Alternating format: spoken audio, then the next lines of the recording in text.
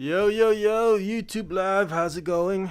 Oh, what up, what up, what up? Let me double check real quick if we are live streaming.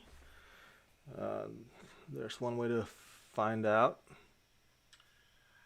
Yo, yo, yo, YouTube. There you go. I guess we are on. Uh, we're talking right now, of course, about the episode that we had just watched. WandaVision Season 1, Episode 8. Not sure what the title is yet. They usually reveal the title shortly after the episode ends. But anyway, just like with all my reviews of TV episodes that already aired, this video contains spoilers. I repeat, there are spoilers in this video review. All right, this review is mainly for those of you, my fellow WandaVision fans, who have already watched today's episode 8. First reaction, that was a sad episode. It was, I almost teared up, man. Like I almost went bawling, especially that part when she's in the lab and she puts her hand over Vision's head and she says, "I can't feel you. I want to," like, along, I'm paraphrasing of course, but she's like, "I can't feel you." That's that loss, that grief, man. They just like, oh, such a sad episode tonight. And like, when a show or a movie is about to get to sad moments when the music score is all just about um a few chords of piano. You know what I'm saying? The sound of a tring and then tring. It's like there's pause between the chords of the piano. Tring tring. Michael Giacchino, who's not the composer for WandaVision, but he's good at that, especially the score for Star Trek and Pixar's Up. He and Lost. He did also Lost. He always does whenever there's a sad moment. He just go like tring tring. But that's neither here nor there. I'm getting ahead of myself, of course. So let's go start from the beginning. Agatha Harkness, as I mentioned to you last week, I when it comes to Marvel, I'm a late bloomer. I was always more of a DC guy. So after the revelation of Agnes, aka Agatha Harkness, played by Catherine Hahn last week, I kind of looked her up. Like, what's the deal with this Agatha Harkness? And turns out she was part of the Salem witch trial, which they did in tonight's episode, and they covered a little bit about her origin. And apparently, in the comic book pages, she mentors Scarlet Witch or Wanda Maximoff. She mentors Wanda Maximoff. Obviously, with this show, they had to alter that a little bit because of the timing of or when Agatha Harkness comes into the storyline. So it's not exactly like how it is in the comic book pages. The way that this episode does it, it's not so much as mentor as it is more like a shrink. Remember I told you last week that Wanda Maximoff needs to see a psychiatrist? The grief, the anxiety, the depression, the refusal to live in reality. Those are like symptoms of like somebody who's just who just needs psychological help. It doesn't take a genius to figure that out. And so that's kind of the role that Agatha Harkness plays on this episode. More so than a mentor or even a villain or nemesis. That's not until the end, by the end scene, when she has the grip on Wanda's kids. But throughout the episode, she's like, let's go through what's bothering you, Wanda. Let's go through the to the bottom of this. To where did this come from? Like all this TV show world, far reality that you created. Where did this come from? So she was more like that. And then we, the audiences, got to see how and why Wanda created this TV show, far reality, to live in. We got to see that that was her escape when she was younger, in Sokovia, whenever things get really hectic. A lot of us have our escape, right? My escape, either food or binge watch. I would just like, you know what? So I'm more or less kind of like Wanda. I'm like, you know what? I'm just gonna tune you guys out. You guys are a hot mess. I don't want to deal with you right now. You guys are giving me a headache. Screw you guys. I'm gonna go home and watch some Netflix. Sometimes that's how I deal when I don't want to deal with confrontation. Um, and Wanda apparently is like that. TV was, her escape, especially after Pietro died, and we got to see that as well. And so this whole episode more or less is like a therapy. Finally, Wanda's dealing with her shit, and it took Agatha Harkness for that to happen. Who would have thunk it, right? Um, the origin of Agatha was very brief. You got to see very brief of how she got to be, and um, the Salem witch trial, and she was so much more powerful than the other witches. She kind of like suck up her age or whatnot. It looked like freaking Highlander. There can be only one. I will be the immortal.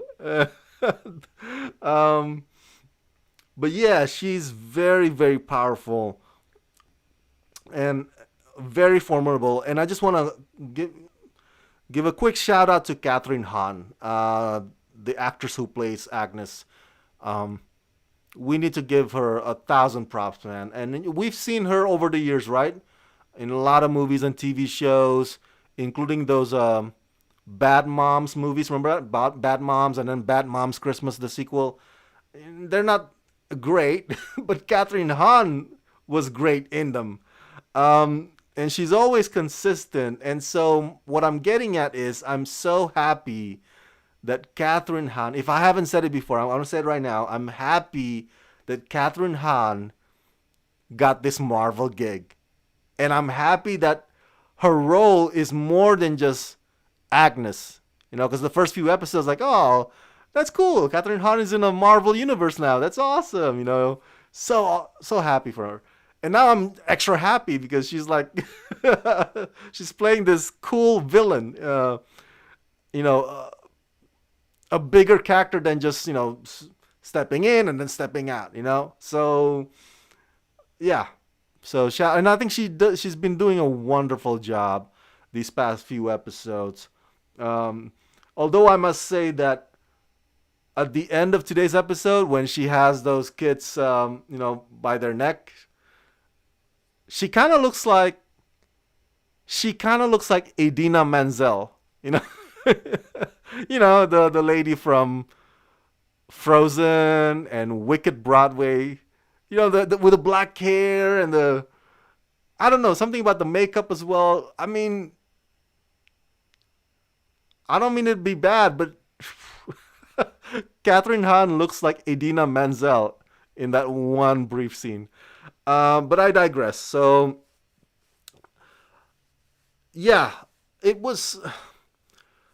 And the post-credit scene, of course, spoiler alert, we got to see what Sword cooks up or is up to. Apparently, they're trying to resurrect um the remains of Vision. Um, Not sure how they're gonna play that out or how that plan is gonna transpire, if you will, because isn't because doesn't Vision exist in Westview. You know, right? Remember Vision tried to get out, but she's like, "Oh my God, what's happening? My body parts falling apart." And then and then the last time we saw him last week, he was hanging out with Darcy. So yeah, that's gonna be really interesting to see when they collide. I guess my final thoughts as I'm winding down. Like I said earlier, it's such a sad episode. It's really dramatic. You know, in the first four episodes of this series, it's just like honky dory or sitcoms. Even I mean, tonight's episode or today's episode doesn't even have a TV intro at all. Nothing. I guess they're done with it now. So today was just so heartbreaking, emotionally devastating, just so deeply moving. You feel for Wanda, and now that we know that Vision is dead and he's only created from Wanda's thought. I guess if they have WandaVision season 2, can we still call it WandaVision? So, because in reality, Vision is dead. Vision only exists for as long as that Westview far reality exists. So if should anything happen to it, then I guess the show's gonna be just called Wanda. And here's my final thought. I think it's kind of cool that it's now witch versus witch. You know, magic versus magic. The first 4 or 5 episodes, we wonder like who's the villain. Now we know the villain is Agatha Harkness, and it's like the same equal, of power, skills, and abilities between Scarlet Witch and Agatha Harkness. And it's going to be so sweet to see them duke it out. Hopefully, they duke it out next week, because it seems like it's about to by the end of today's episode. And now it kind of makes sense why there are rumors, or maybe not rumors, but people say like, oh, Doctor Strange might show up, or there's going to be a connection to Doctor Strange somehow, because Doctor Strange himself is a wizard and deals with magic. So now that WandaVision has entered that part of the story, the possibility of Doctor Strange showing up is not such a far-fetched thing anymore. So definitely, it'll be interesting. We don't know yet. We don't know yet who's that big cameo. They keep saying like, oh, there's gonna be a big cameo. There's gonna be freaking Ian McKellen as Magneto or Blue Marvel. Like they're throwing stuff against the wall. We don't know which one sticks yet. But there are reports that there's gonna have a connection with Doctor Strange. That much I did hear, and so if that does happen, it makes sense, because now the story has moved on from sitcoms and has entered the realm of magic versus magic, witch versus witch, which is pretty cool, pretty cool. So yeah, that's it. Those are all the thoughts that I have for today's episode 8. I believe there's only one episode left. Let me double check here. I believe next week is the season finale, but I don't want to misspeak, so let me double check for you here. But I almost forgot. Elizabeth Olsen, the girl who plays Wanda Maximoff. Do you remember the show that she starred in before WandaVision? Do you guys remember that? Do you guys remember what it's called? It's called Sorry for Your Loss. It was on Facebook Network. It ran for 2 seasons. Sorry for Your Loss is about a woman whose husband's sudden death upends and transforms her relationship and life. Hey, who'd have thunk it that after Sorry for Your Loss, she goes into another show about grief and loss. and the death of a loved one. Um, I don't know, but it seems like Elizabeth Olsen is very good at this type of themes, if you will. Let's see, WandaVision. How many episodes? 9 episodes. Yes, there's only 9 episodes. So next week is the season 1 finale. Fascinating. March 5. And I believe the week after that is the premiere of The Falcon and the Winter Soldier. Oh, which I am so excited about. Oh my god. Um, so, yes, if you've seen today's episode, share your thoughts or questions or theories in the comment section below. What did you think of it? Let's see. Why is this?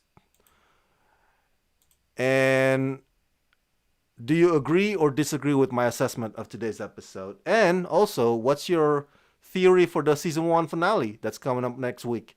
Who do you think is that big cameo? Share your thoughts in the comment section down below. And as always, subscribe, subscribe, subscribe. Let's rock this.